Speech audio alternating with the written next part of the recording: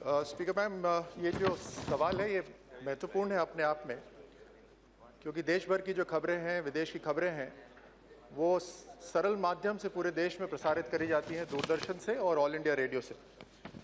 माननीय सदस्य ने जो सवाल करा है किसान टीवी के बारे में, इसके अंदर किसान टीवी कार्यक्रम कृषि के ऊपर बनाते हैं, अलग अलग क्षेत्र में जाके बनाते हैं, और ये कार्यक्रम आपके क्षेत्र या कृषि विज्ञान केंद्र को भी शामिल करके बनाए जा सकते हैं। साथ ही जो FM ट्रांसमीटर है वहाँ पर, वो अभी रिले के माध्यम से उसको रिले करा जा रहा है, प्रसार भारती का जो कार्यक्रम है उसको रिले करा जा रहा है, लेकिन आने वाले समय में वहाँ पर भी कार्यक्रम बनाए जा सकते हैं। रंजीता जी, मैं आपके माध्यम से मिस्टर साहब से पूछना चाहूँगी कि क्या वजह है कि कंपेयर टू प्राइवेट चैनल ये अट्रैक्टिव नहीं है, और एक ये मिथ रहता है लोगों में कि भाई अगर दूरदर्शन है तो जिसकी गवर्नमेंट है उसी की न्यूज़ दिखाई जाएगी। ये बहुत अच्छी बात है कि इस समय बहुत सेंसिटिव न्यूज़ नहीं दिखाई जाती है। जैसा कि मेरे कॉलिंग कह रहे थे, किसानों के बारे में, स्कीम्स के बारे में, या कुछ और भी ऐसी योजनाएं हैं दूरदर्शन के लिए, ताकि क्योंकि मैक्सिमम गांव के लोग आज चैनल आने के बावजूद दूरदर्शन को देखते हैं, तो क्या वजह है जब भी कोई भी चैनल सरकारी हो जाता है तो कह दिया जाता है कि अरे ये सरकारी है, इसमें कुछ भी नहीं है। तो क्या आगे सरकार की योजना है कि इसको मोर अट्रैक्टिव बनाया जाए? क्योंकि आज भी ये सच्चाई है कि अगर आपका सिर दर्द हो रहा है या आपको बहुत टेंशन है तो आप दूसरे प्राइवेट चैनल की न्यूज़ छोड़ के आप दूरदर्शन देखिए तो आपको शांति मिलती है। तो क्या उस अट्रैक्शन को चैनल, वो प्राइवेट चैनल से नहीं, लेकिन वो अपना जो उसकी प्रतिभा थी उसको वापस लेकर दूरदर्शन आएगा? Thank you. सबसे पहले माननीय सदस्य को धन्यवाद करना चाहूँगा कि उन्होंने जो दूरदर्शन पर जिस तरह से खबरें आती हैं उसको बड़ा सही उसका आकलन करके बतलाया कि पूरी खबर, सिर्फ खबर और पूरी खबर अगर देखनी हो तो दूरदर्शन पे दिखाई जाती है। लेकिन ये बात भी सही है कि अपनी स्ट्रेंथ को और मजबूत करना है हमें, और उसके लिए कई तरह के मॉडर्नाइजेशन के तरीके करे जा रहे हैं। स्टूडियोज़ को डिजिटल करा जा रहा है, हाई डेफिनेशन कैमराज लाए जा रहे हैं, स्टूडियो का equipment, satellite transmission, terrestrial broadcasting का इक्विपमेंट, सब में नई टेक्नोलॉजी लाई जा रही है। साथ साथ रीजनल न्यूज़ यूनिट्स, मैडम ये बहुत ज़रूरी होता है कि खबरें सिर्फ दिल्ली में नहीं होती, पूरे भारतवर्ष में होती हैं, इसलिए रीजनल न्यूज़ यूनिट्स को और मजबूत बनाया जा रहा है। जिस तरह के अधिकारी आ रहे हैं, जिस तरह के स्पेशलिस्ट लाए जा रहे हैं, उनको और उनका जो सिलेक्शन प्रोसेस है और मजबूत करा जा रहा है, उनकी जो तनख्वाह है उसको और बढ़ाया जा रहा है, साथ साथ वेतन उसका जो एंटरटेनमेंट का जो हमारा सेगमेंट है उसको और बेहतर बनाने के लिए एक नई पॉलिसी लाई जा रही है, जिसके अंदर स्लॉट सेल करी जा रही है, जिसमें और प्रोफेशनल कार्यक्रम आएंगे, बेहतर प्रोड्यूसर्स आएंगे। इस तरह का जो मॉडर्नाइजेशन है वो लगातार उसकी प्रक्रिया लगातार चलती रहती है। मनोज तिवारी जी। हाँ, धन्यवाद स्पीकर मैम। मैं सिर्फ ये जानना चाहता हूँ, मैं भी अपनी तरफ से धन्यवाद देता हूँ, दूरदर्शन ऐसे समाचार सुनाता है, दिखाता है, लेकिन मैं जानना चाहता हूँ जो किसान चैनल आया है उसका साल भर का बजट क्या है और उसको कितने में चलाया जा रहा है, और उसको और सुदृढ़ करने के लिए कितने बजट की आवश्यकता है? सीधा जवाब इसका यह है मैडम कि 15-16 के अंदर 26 करोड़ रुपए किसान चैनल को दिए गए थे, जिसका पूरा इस्तेमाल हुआ है। लेकिन फंड्स की कमी नहीं रखी जाएगी। फंड्स का इस्तेमाल दो जगह होता है, एक इक्विपमेंट को मॉडर्नाइज करने में, ख़ास तौर से किसान टीवी है तो उसका जो मैन पावर है उसको और बढ़ाने में, उसके साधन बढ़ाने में, और दूसरा जो कार्यक्रम प्रोड्यूस होते हैं उसकी प्रोडक्शन कॉस्ट के ऊपर। और दोनों को लेकर मैं सदन को और माननीय सदस्य को ये कहना चाहूँगा कि इनके कार्यक्रम को और बेहतर बनाना है और बनाया जाएगा, और उसके लिए साधनों की कमी नहीं होगी। वीरेंद्र सिंह जी। आमतौर पर हिंदुस्तान में ये सभी चर्चा करते हैं कि हिंदुस्तान गांव में बसता है। किसान चैनल भारत की सरकार ने किसानों के बातों को दिखाने के लिए प्रारंभ किया।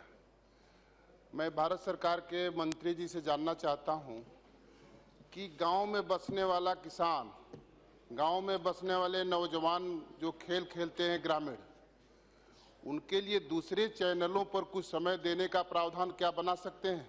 दूसरी बात अध्यक्ष जी, मैं ये कह रहा हूं कि मैं किसी खेल से कोई मेरी आपत्ति नहीं है, लेकिन मुझे इस बात पर घोर आपत्ति है, उसके लिए क्या उपाय भारत सरकार कर रही है? क्रिकेट के खिलाड़ी लगता है कि ब्रह्मा उनको अपने से रचना करते हैं, ग्रामीण खेल के खिलाड़ियों को लगता है कि उनके कारिंदे उनकी रचना करते हैं। तो ग्रामीण खेलों के बढ़ावा देने के लिए जिस तरह का प्रचार होना चाहिए, किसान चैनल पे ग्रामीण खेल दिखाए। जी, ग्रामीण खेलों के बढ़ावा देने जिसका ओलंपिक में जिसकी मान्यता है, क्रिकेट की कोई मान्यता ओलंपिक में नहीं है।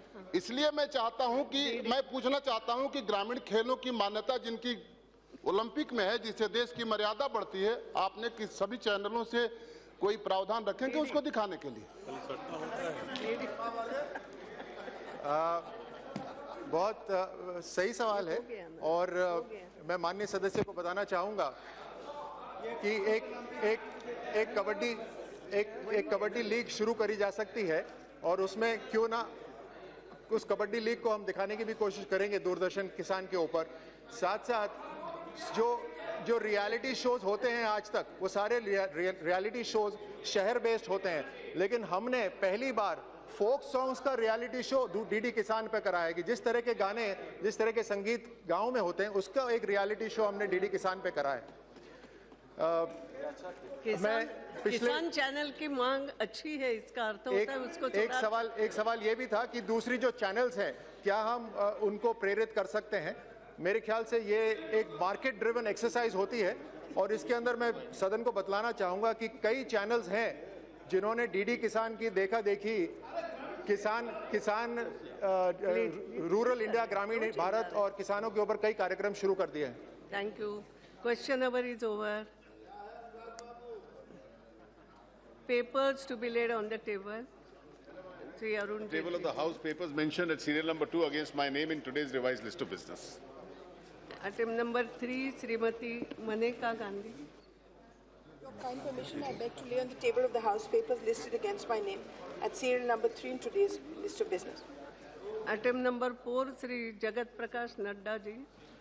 Madam, I rise to lay on the table of the House papers mentioned against my name at serial number 4 of today's revised list of business. Item number 5, Sri Rav Indrajit Singh ji. Madam, I rise to lay on the table of the House papers mentioned against my name at serial number 5 of today's revised list of business. Item number 6, Sri Sripad Yeso Naik ji. Madam, I rise to lay on the table of the House the paper mentioned against my name at serial number 6 of today's revised list of business. Item number 7, Sri Jayant Sinha ji. Speaker, I rise to lay on the table of the House the papers mentioned against my name at serial number 7 in the list of business for today. Item number 8, Colonel Rajyavardhan Singh ji. Madam, I rise to lay on the table of the House papers mentioned against my name at serial number 8 of today's revised list of business. Item number 9, Secretary General. Madam, I have to report 4 messages from Rajya Sabha as listed. Madam, I lay on the table the Appropriation Acts Repeal Bill 2015, the Repealing and Amending Third Bill 2015, and the Industries Development and Regulation Amendment Bill 2015 as returned by Rajya Sabha with amendments. Item number 10, Secretary General. Madam, I beg to present a copy each in Hindi and English version of the Financial Committee's 2014-15, a review as listed against my name at serial number 10 in today's list of business. Item number 11, Sri Kuwar Harivansh Singh. Madam, I beg to lay on the table a copy of each of the 231st and 232nd reports of the Standing Committee on Transport, Tourism and Culture listed against my name at serial number 11 in today's order of paper. Item number 12, Sri Thangaso Betty. Madam, I beg to lay on the table the 95th report, Hindi and English version of the Standing Committee on Health and Family Welfare on demand for grant 2016 and 17 of the Ministry of Ayush. Thank you. Item number 13, Sri Rajiv Pratap Rudi. Thank you, ma'am. With your permission, ma'am, I rise to announce the government business during the week commencing Monday, the 2nd of May 2016 will consist of: Number 1, consideration of any item of government business carried over from today's order paper. 2, discussion and voting on demands for grants general for 2016-17 under the control of the Ministry of Civil Aviation and Tourism. 3, discussion and voting on demands for grants general for 2016-17 under the control of Ministry of Housing and Urban Poverty Alleviation. 4, bulletin of outstanding demands for grants general for 2016-17 at 6 p.m. on the listed day. 5th, introduction and consideration passing of the appropriation number 2 Bill 2016. 6, consideration and passing of the Finance Bill 2016. 7, consideration and passing of the Compensatory Afforestation Fund Bill 2015. 8th, consideration and agreeing to the amendments made by the Rajya Sabha to the following bills as passed by the Lok Sabha. Number 1, the Appropriation Acts Repeal Bill 2015. Number 2, the repealing and amending 3rd Bill 2015. Thank you, ma'am. Submission by members. Sri Vidyut Baran Mehto. Madam, Yes. मैं अनुरोध करता हूं कि मेरे संसदीय क्षेत्र के लोक महत्व के निम्नलिखित विषय का अगले सप्ताह के कार्यसूची में शामिल किया जाए। जमशेदपुर के मुसाबनी प्रखंड अंतर्गत राखा, चापड़ी, केंदाड़ी माइंस है। ये तीनों माइंस वन एवं पर्यावरण मंत्रालय से अनापत्ति प्रमाण पत्र नहीं मिलने के कारण चालू नहीं हो पा रहा। ये क्षेत्र आदिवासी, अति पिछड़ा, जनजाति बहुल एवं उग्रवाद प्रभावित है। यहाँ के लोग सुखाड़, बेरोजगारी, गरीबी के कारण पलायन के मजबूर है। इसी तरह ऐसा कोई और माइंस जैसे किशनगढ़िया, पत्थरगोड़ा, चंद्रपुर इत्यादि जिसका ताम्र और नीलामी नहीं होने के कारण बंद है। ये सभी माइंस चालू हो से यहाँ के लोगों को रोजगार मिलेगा, साथ ही साथ सरकार के राजस्व प्राप्त होगी। दूसरा, चांडिल, पटमदा, भाया, बंदवान से झाड़ग्राम पश्चिम बंगाल तक नई रेल लाइन का सर्वे का काम अविलंब पूरा किया जाए।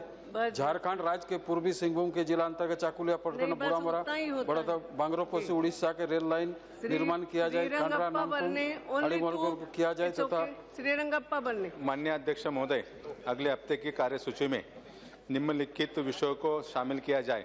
मेरे संसदीय क्षेत्र के अंतर्गत प्राचीन ऐतिहासिक कार्ला और भाजा गुफा तथा लोहगढ़, तिकोना, राजमाची और विसापुर किलों के रखरखाव हेतु पर्यटन एवं सांस्कृतिक मंत्रालय से विशेष आर्थिक पैकेज और प्रधानमंत्री ग्राम सड़क योजना के अंतर्गत सड़कों का काम होता है, लेकिन महाराष्ट्र में समय पर ठेकेदारों को पैसा नहीं मिलने के कारण ये काम बीच में ही बंद किया गया है और आज इन सड़कों की हालत खराब है। इसके लिए प्रधानमंत्री ग्राम सड़क योजना के अंतर्गत अधूरे पड़े काम को पूरा करने के लिए पुनर्धनराशि उपलब्ध करने के संबंधी विषय को शामिल किया जाए। विषय के अगले सप्ताह के कार्यसूची में शामिल किए जाए। देश के करीब 80% लोग विटामिन डी एवं B12 की कमी के कारण होने वाले विभिन्न रोगों जैसे किडनी, दिल, डायबिटीज, एनीमिया एवं अन्य गंभीर बीमारी से ग्रसित है, जो कि बहुत ही घातक है। अतः इस बीमारी के बारे में आम लोगों को जागरूक करने, जांच एवं इलाज हेतु सख्त नियम बनाए जाए। दूसरा, भारत सरकार के द्वारा देश के प्रत्येक जिला मुख्यालय में अच्छी एवं सस्ती शिक्षा उपलब्ध कराने के उद्देश्य से केंद्रीय विद्यालय की स्थापना करती है, लेकिन मेरे संसदीय क्षेत्र सुपौल में अभी तक केंद्रीय विद्यालय नहीं खोला गया है। अतः सुपौल में अविलंब केंद्रीय विद्यालय की स्थापना की जाए। पासवान जी। माननीय अध्यक्ष महोदय, कृपया अगले सप्ताह के कार्यसूची में मेरे 2 विषयों को सम्मिलित किया जाए। महोदय, रोहतास किला भारतवर्ष में प्राचीन एवं विशाल पहाड़ी दुर्गों में महत्वपूर्ण स्थान रखता है। रोहतासगढ़ किला गया, मुगल सराय रेलखंड एवं विशेषा सूरी पथ डेहरी ओन सोन से 45 किलोमीटर दक्षिण पश्चिम में विंध्य पर्वत पर स्थित है। रोहतास मुख्यालय से 55 किलोमीटर इसकी दूरी है। यह समुद्र तल से 1800 फीट की ऊंचाई पर कैमूर पहाड़ी पर स्थित है। लगभग 28 मील की परिधि में फैले इस किले में सराय महल, रंग महल, शीश महल, पंच महल, फूल महल, आईना महल, रानी का झरोखा, मान सिंह की कचहरी, सिंहासन कक्ष, हथिया पोल, विवाह मंडप, चौरासन, रोहितास गणेश मंदिर, फांसी घर आदि आज भी दर्शनार्थ विद्यमान है। इसमें लगभग 950 बड़े कमरे तथा 9000 छोटे कमरे हैं। इसकी बनावट पूर्णतः वैज्ञानिक ढंग से की गई है, जिससे सभी कमरों में सूर्य की किरणें सहजता से वर्णन नहीं हो गया मैडम सहजता से गमन कर सके। संप्रति यह आदिवासियों का तीर्थ स्थल भी है, जहां प्रत्येक वर्ष देश भर के आदिवासी समाज का बृहद मेला लगता है। अतः रोहतासगढ़ किला को राष्ट्रीय महत्व के पर्यटक स्थल घोषित कर विकसित किया जाए। नंबर 2, बिहार के कैमूर जिला अंतर्गत सूरा नदी में सूरा बायां दायां बांध के निर्माण हेतु प्रतिवेदन केंद्रीय जल आयोग भारत सरकार के पास लंबित है। इस बांध के निर्माण से हजारों एकड़ भूमि की सिंचाई होगी। अतः जनहित को ध्यान में रखते हुए शीघ्र केंद्रीय जल आयोग से स्थिति की समीक्षा कर निर्माण कार्य सुनिश्चित किया जाए, जिसके निर्माण से हजारों एकड़ भूमि सुनिश्चित होगी। धन्यवाद। श्रीमती जयश्रीबेन पटेल। नमस्ते माननीय अध्यक्षा जी, अगले सप्ताह की कार्यवाही में निम्नलिखित विषय को शामिल किया जाए। एक, लोग अपने अपने भिन्न भिन्न प्रसंगों में जो खाना बनाते हैं उसमें से 30% तक खाने की बर्बादी करते हैं। आज देश में 9 राज्य 33 करोड़ जनता भुखमरी के कगार पर है, फिर भी इस तरफ किसी का ध्यान नहीं गया। इसके प्रति केवल फ्रांस में ही कानून बने हैं। ऐसा कानून भारत में भी बनाया जाए। 2, महान विभूतियों की प्रतिमाओं जैसे राष्ट्रीय नेता, साहित्यकार, क्रांतिकारी, वैज्ञानिक आदि के उचित सम्मान और रखरखाव के लिए एक नीति बनाई जाए। धन्यवाद। श्री राजीव सातव जी। धन्यवाद अध्यक्ष जी। अध्यक्ष जी, मैं अगले सप्ताह की कार्यसूची में निम्नलिखित 2 महत्वपूर्ण मुद्दों पर सदन में चर्चा की मांग करता हूं। पहला मुद्दा, पठानकोट हमले के पश्चात पाकिस्तान जांच दल की जांच के बाद उत्पन्न स्थिति और पाकिस्तान के साथ विदेश नीति पर भारत की असफलता के प्रति चर्चा कराने की मांग के संबंध में, और दूसरी चर्चा बंजारा समाज के गुरु संत सेवालाल महाराज की जयंती 15 फरवरी को राष्ट्रीय स्तर पर मनाने के दिशा में सार्वजनिक अवकाश घोषित करने के बारे में चर्चा उपस्थित की जाए, ऐसी मेरी विनती। श्री ओम बिरला जी। माननीय अध्यक्ष महोदय, मैं निम्नलिखित विषय को अगले सप्ताह की कार्यसूची में सम्मिलित करने के लिए प्रस्ताव करता हूं। माननीय अध्यक्ष महोदय, देश के न्यायालयों में बड़ी संख्या में लंबित मुकदमों को निपटाने के लिए आवश्यक कार्य योजना बनाए जाने की आवश्यकता। दूसरा विषय, देश के विभिन्न धार्मिक आयोजनों एवं मेलों में भगदड़ एवं अन्य प्रकार की दुर्घटनाओं की प्रभावी रोकथाम के लिए विशेष सुरक्षा बल कार्यबल गठित किए जाने की आवश्यकता पर चर्चा। श्री CR चौधरी। धन्यवाद एवं अभिनंदन माननीय अध्यक्ष महोदय।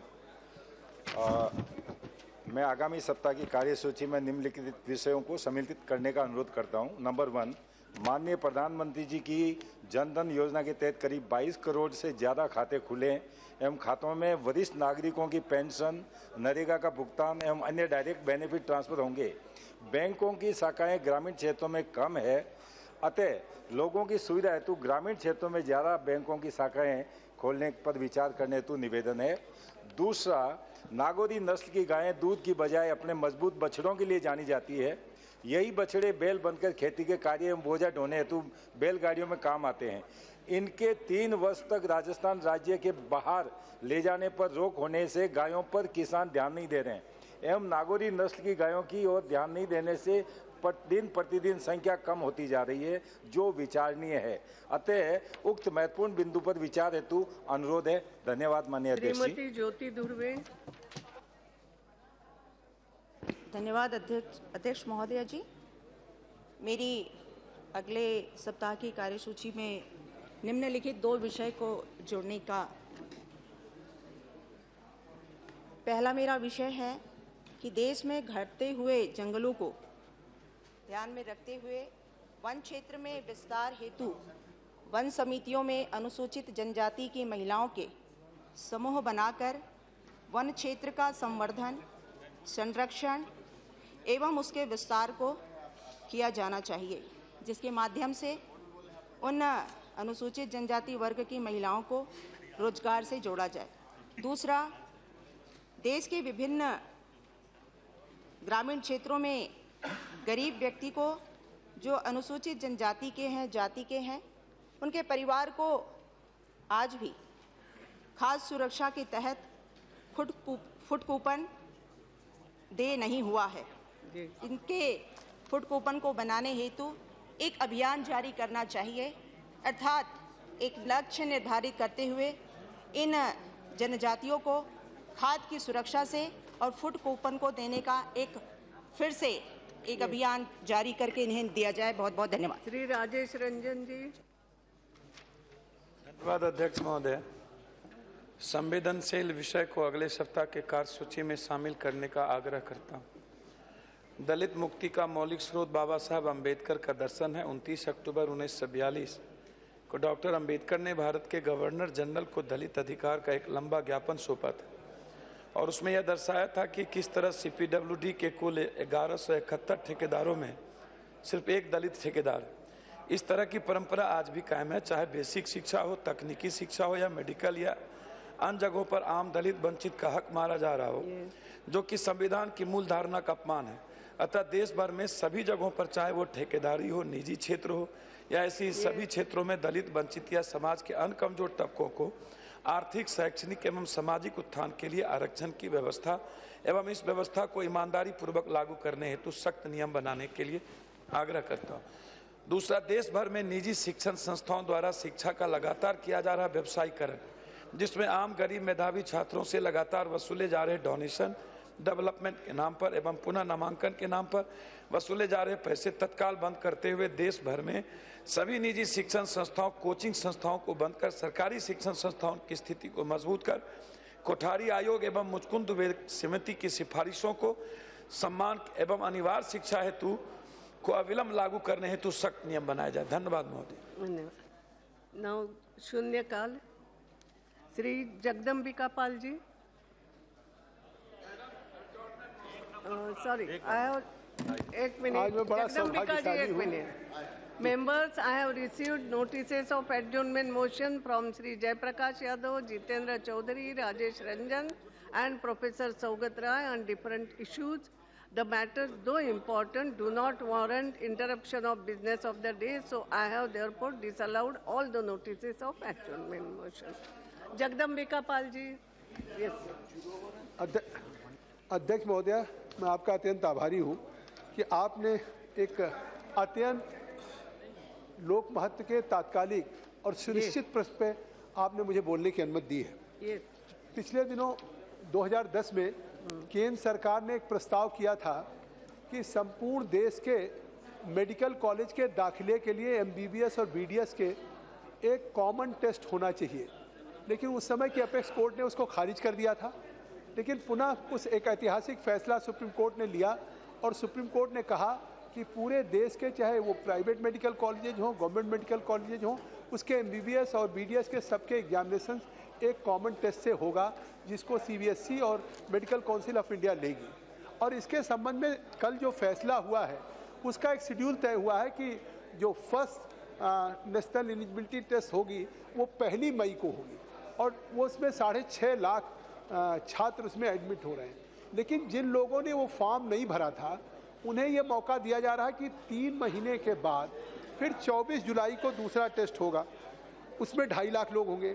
तो एक ही कॉमन टेस्ट के लिए, अध्यक्ष महोदय, बहुत गंभीर मामला है कि एक ही कॉमन टेस्ट के लिए MBBS BDS के लिए एक बच्चे जिनका कल सुप्रीम कोर्ट का फैसला हुआ और उन्हें अगर कल ही टेस्ट में बैठना होगा तो वो मेंटली प्रिपेयर्ड नहीं थे, शायद वो बहुत स्ट्रेस में रहेंगे, और दूसरे उन छात्रों को 3 महीने का मौका मिलेगा।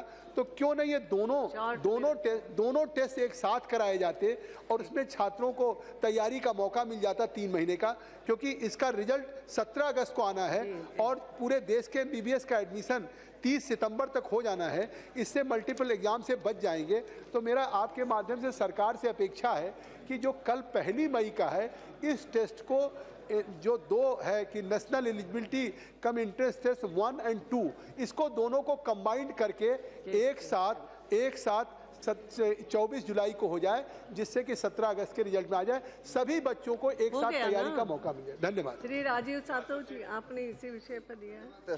धन्यवाद अध्यक्ष जी, आपने इस महत्वपूर्ण विषय पर मुझे बात रखने का मौका दिया। अध्यक्ष जी, जो कल सुप्रीम कोर्ट का जो डिसीजन आया है उसमें महाराष्ट्र के 80% जो स्टूडेंट है उनको इसका इफेक्ट होने वाला है, क्योंकि अभी तक 12वीं की परीक्षा के ऊपर ही सब एग्जाम होते थे। अभी 11वीं और 12वीं की परीक्षा के ऊपर ये एग्जाम होने वाली है। जो सुप्रीम कोर्ट ने कल डिसीजन दिया है उसमें स्टेट गवर्नमेंट का ये स्टैंड था कि ये 2018 के बाद आप लागू कीजिए, हमें 2 साल का वक्त दीजिए ताकि बच्चों को पढ़ाई के लिए उसमें मौका मिल सके। लेकिन सुप्रीम कोर्ट ने कल इस बात को माना नहीं है। तो मेरा अध्यक्ष जी इस यहाँ पर एक रिक्वेस्ट रहेगा कि पहली रिक्वेस्ट ये है कि ये 2018 को करने की दिशा में केंद्र सरकार द्वारा इस बारे में स्पेशल लीव पिटीशन अगर सरकार लाएगी तो कुछ ना कुछ मदद होगी। अगर ये बात नहीं हो सकती है अध्यक्ष जी, तो कम से कम 3 महीने का समय, यानी 24 जुलाई को जो एग्ज़ाम है उस 24 जुलाई के एग्ज़ाम में कम से कम सभी लोगों को अपेयर होने का मौका मिले, ताकि ये बच्चों का जो ये 1 साल है वो बचे। अदरवाइज 80% जो बच्चे हैं जो गांव से आते हैं उनको इसका कोई फ़ायदा नहीं होगा और सिर्फ शहरी बच्चों को इसका फ़ायदा होगा और ग्रामीण भाग पर इसका पूरी तरह से ये अन्याय वाला है। इसलिए सुप्रीम कोर्ट में केंद्र सरकार ने इसमें अपनी तरफ से मूव करने की जरूरत है। बहुत बहुत धन्यवाद। अरविंद सामंत, आप भी इसी विषय के सभापति महोदया, आपको बहुत बहुत धन्यवाद देता हूं।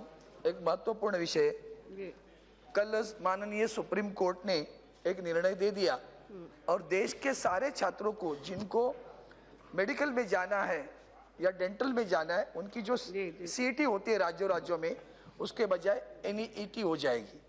अब मुद्दा ऐसा है कि वो एग्जाम कल 1 मई को होने जा रही है और राज्य ने 5 मई को अपनी परीक्षा घोषित की हुई है।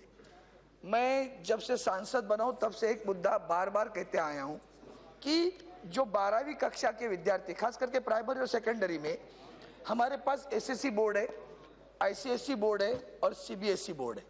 अब होता ऐसे, सीबीएसई बोर्ड का जो स्टैंडर्ड है वो ये दोनों से भी बहुत ऊंचा है और दोनों के सिलेबस भी बहुत डिफरेंट है।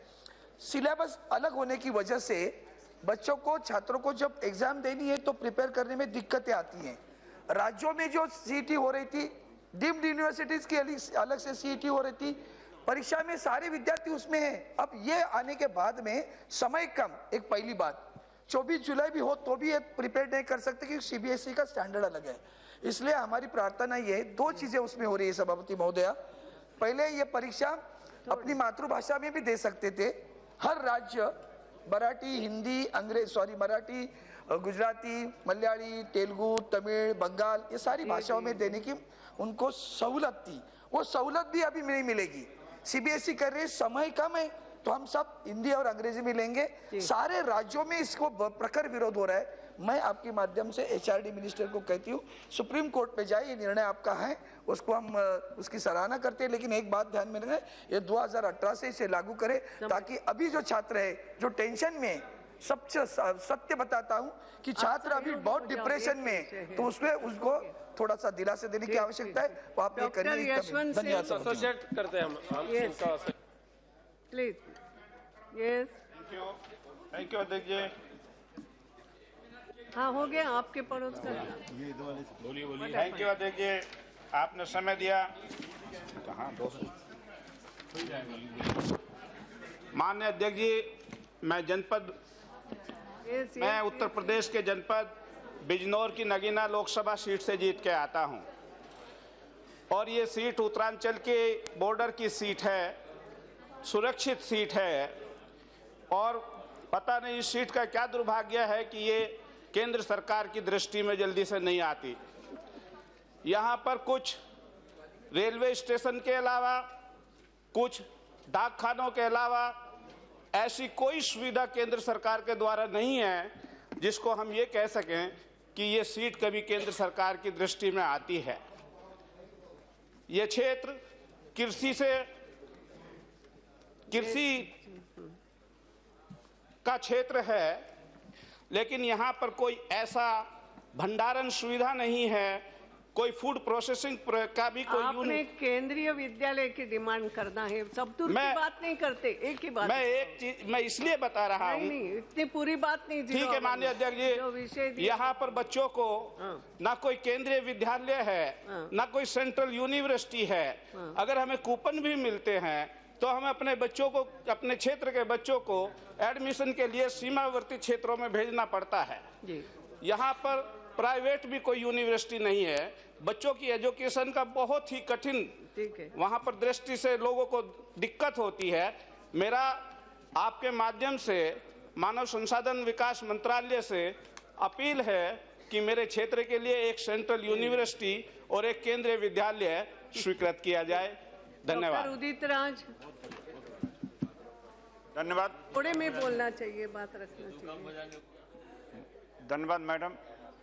मैं दो बिंदुओं पर बात रखना चाहता था, लेकिन एक का समाधान लगभग हो गया है कि पेपरलेस जो हमारी सरकार का डिजिटाइजेशन का प्रयास है वो तो होने जा रहा है। दूसरी बात यह है कि मैडम साल में इस जनवरी से लेके अभी तक 1940 पत्र मैं लिख चुका हूँ और एलेबोरेट हैं और पब्लिक ग्रीवेंसेस से ज़्यादातर का जो एक रिप्लाई, ज़्यादातर में रिप्लाई नहीं आती और 3-4 तरह की परिस्थिति पैदा होती। एक तो ज़्यादातर में रिप्लाई नहीं आती, मेंबर ऑफ पार्लियामेंट पत्र लिखते हैं। दूसरे में ये बात आती है कि आपका पत्र मिल गया। तीसरे में आती है कि I am having the matter looked at. And fourth में आता है कि matter has been considered but it can't be considered. उसमें जो सारे फैक्ट्स मैंने देखा, I myself right and speaking letter में लिखता में बोलो। आप आज हमारी पोजीशन इतनी खराब हो गई है कि मैं जब एमपी नहीं था तो लिखता था तो उसमें ज़्यादा पॉजिटिव रिजल्ट आते थे।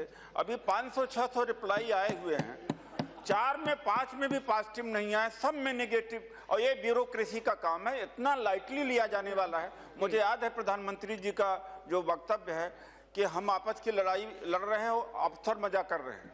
तो बात वही है कि अफसर मजा, कोई एक मैकेनिज्म डेवलप हो कि जैसे हम एक लेटर लिखते हैं या एक लेटर लिखते हैं। में बात करो कि लेटर का जवाब। हाँ मैडम, नहीं लेटर लिखते हैं तो उसकी एक इन्वेंट्री होनी चाहिए, उसकी एक इन्वेंट्री होनी चाहिए और उसका एक उसका एक इन्वेंटरी होनी चाहिए। प्लीज चिल्लाओ नहीं, this is not the way. Madam मैं ऑफिसर रहा हूँ, मैं कमिश्नर रहा हूँ, मेरी वाइफ भी कमिश्नर हैं, तो हमें ब्यूरोक्रेसी से पर्सनली तकलीफ नहीं है, लेकिन एक मेंबर ऑफ पार्लियामेंट जवाबदेही है उसका कार्यकर्ता का और कार्यकर्ता के सामने इसका कोई न कोई फैसला लिया जाना चाहिए, मैकेनिज्म होना चाहिए या इंटरनेट सिस्टम डेवलप करे। मिनिस्टर खुद देखें कि ये लेटर आया, इसका जवाब गया कि नहीं जवाब गया, कोई न कोई मैकेनिज्म होना चाहिए, otherwise we have become powerless. अच्छा आज की बात नहीं है, बहुत एक डिकेड से दशक से चला रहा। मैडम एक बात मैं कहना, एक मिनट, 1996 में मैं एडिशनल कमिश्नर इनकम टैक्स था।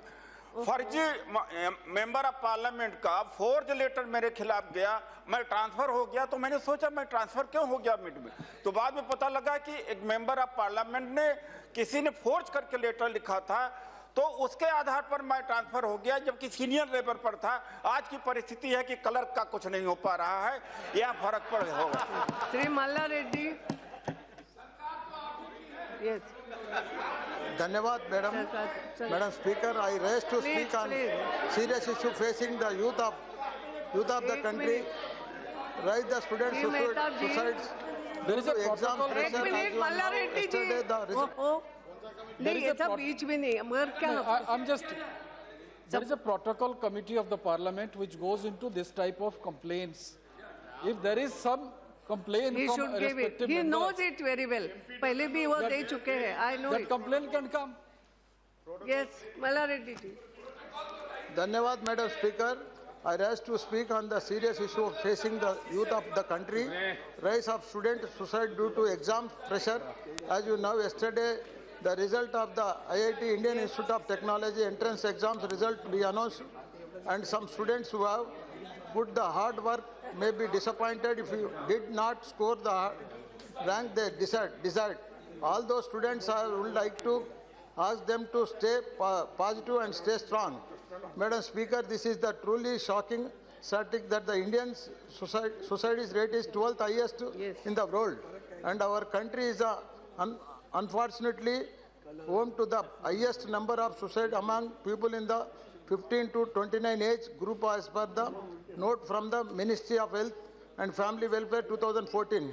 We have our news of reports, frankly, that tell about educational pressure faced by students who end committing suicide, whether it is class 10th or 12th class, sometimes 8th class student result speaking on this issue. Rajya Sabha last year, Honorable Minister Smriti Irani ji also addressed the issue of students' stress. They mentioned that our 8,000 students committed suicide during 2014 in country. Given the seriousness of the matter, I urge the Health Minister has kindly take this issue and call a panel of experts, examine closely the key point of suicide or preventively and effective intervention, the decreased person's tendency to suicidal behavior may be measures like National Suicide Prevention Plan or psychology counseling, other guidelines to be followed. All the institutions, parents and society can be created. This is help save life, especially precious children who are failure of this country. Thank you for the kind opportunity to speak, Madam Speaker. अध्यक्ष महोदय, 2 दिन पहले बजरंगी भाईजान एक था tiger Phantom, इसके जो निर्माता कबीर खान पाकिस्तान गए थे एक अंतर्राष्ट्रीय परिषद में हिस्सा लेने के लिए। कराची एयरपोर्ट में उनका जिस प्रकार से कुछ पाकिस्तानियों ने उनके खिलाफ प्रदर्शन किया, मैं भारत सरकार से प्रार्थना करना चाहूंगा कि एक कलाकार वहां पर जाता है कोई कॉन्फ्रेंस में पाकिस्तान सरकार के इनविटेशन पर, तो उनका ध्यान रखना चाहिए। इस प्रकार की घटना को पाकिस्तान सरकार के निदर्शन में लाकर रखना चाहिए। श्री सुशील कुमार सिंह। धन्यवाद अध्यक्ष महोदया। देश के बड़े हिस्से में आज पीने के पानी का बड़ा संकट हो गया है।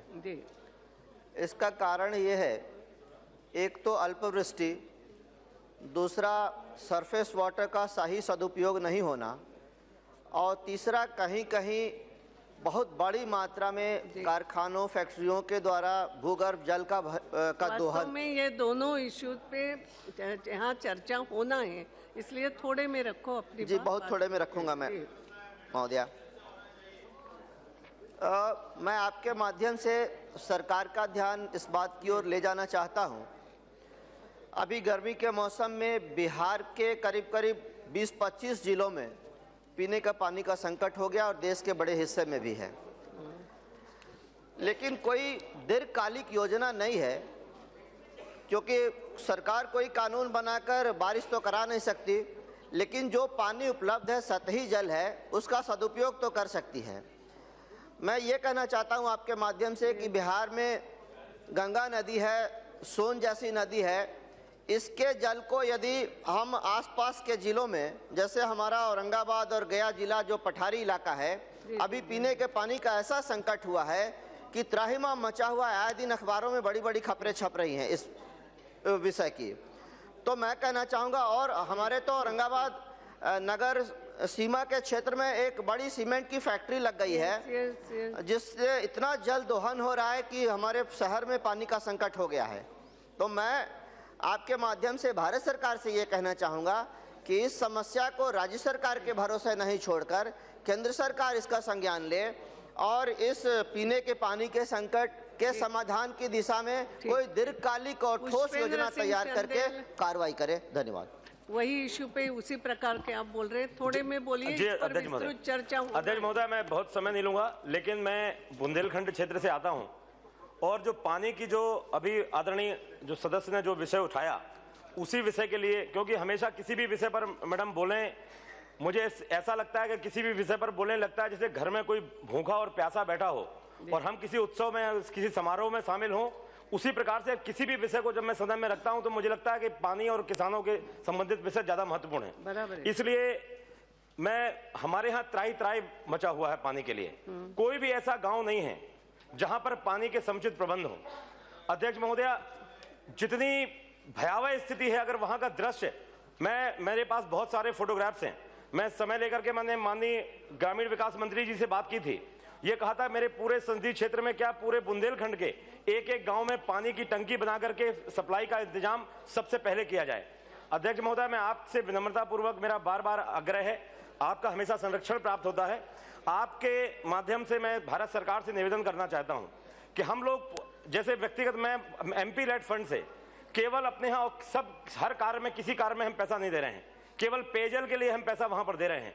उत्तर प्रदेश सरकार की जो अधिकारियों की काम करने का जो तरीका है, जो हैंडपंप हम स्वयं या वहां के जो ब्यूरोक्रेट्स हैं वो अपने घर में जो हैंडपंप लगवाते होंगे वो 30,000 रुपए 40,000 में लग जाता होगा, और जब हम एमपी लेट से देते हैं अध्यक्ष महोदया तो 72,000 रुपए में हैंडपंप लगता है।